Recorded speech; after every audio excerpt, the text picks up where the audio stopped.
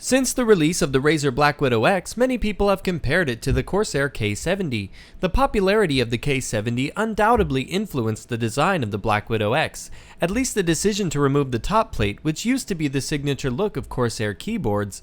Let's take a look at how these two keyboards stack up.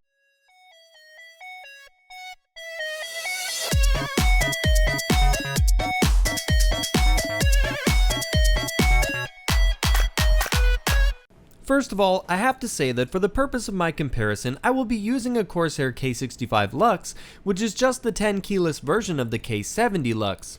The K65 does lack some of the media keys of the K70, which I will point out when it's appropriate.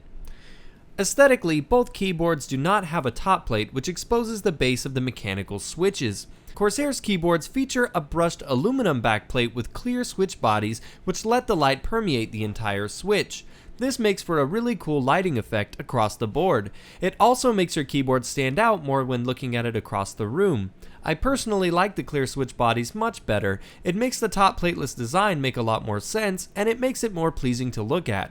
Razer's Blackwidow X has black switch bodies with the LED mounted behind the switch. Their top plate is also military-grade metal with a matte finish. I much prefer the backplate of the Blackwidow X, however the black switches aren't as nice to look at as Corsair's. The Corsair keyboards feature an included removable wrist rest, two sets of textured keycaps, WASD for FPS and QWERDF for MOBAs. Corsair is now using the same keycaps as they did on the Strafe, so you get a more gamer-style font. I will say that I really don't like the diamond plate textured spacebar, but that can be changed out. The Corsair LUX keyboards also come with a USB pass-through, which was something that was missing from the original K70. And lastly, the K70 also comes with dedicated media keys with a volume scroll wheel as well as a button to toggle on the 3 brightness settings. Unfortunately, all of these features are not present in the Blackwidow X.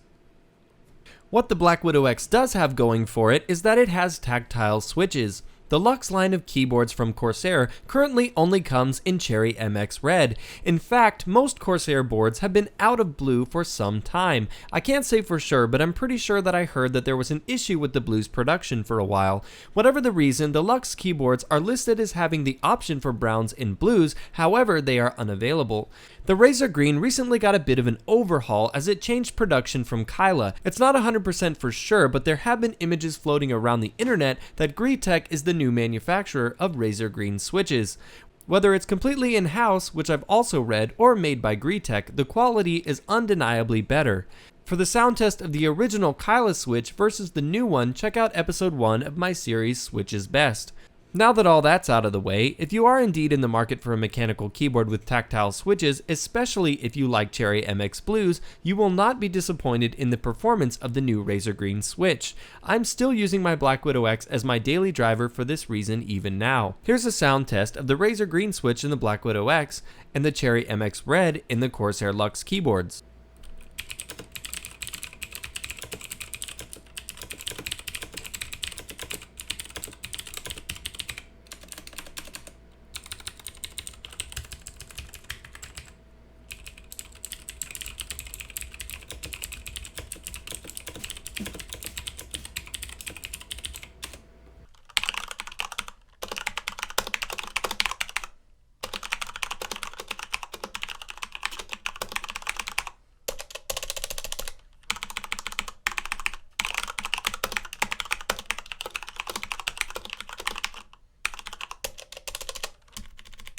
If you had asked me how these keyboards stacked up before the release of the Rapidfire and LUX versions, I would have said it was pretty close.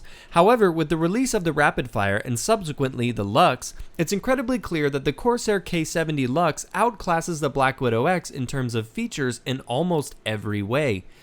To make this easier, let's talk about what Razer does better.